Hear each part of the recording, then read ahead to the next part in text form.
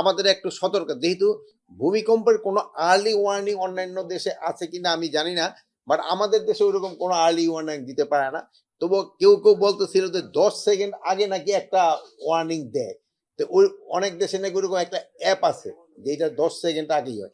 তা আমরা ওইটা ভাবনা করছি আমরা ওরকম একটা অ্যাপ খুলতে পারি কিনা যে 10 সেকেন্ড আগে দেয়। কিন্তু আমরা আগে শুনতাম যে পশু পাখি এরা নাকি ইন্ডিকেশন পেয়ে যায়, বাট আমাদের এটা নাই। তবে আবার অনেকে বলে যে একটা ভূমিকম্প হয়ে যাওয়ার পরে 1-1.5 ঘন্টার ভিতরে আর একটা হওয়ার সম্ভাবনা থাকে, বাট এইগুলি তো আমি তো এক্সপার্ট না এই লাইনে।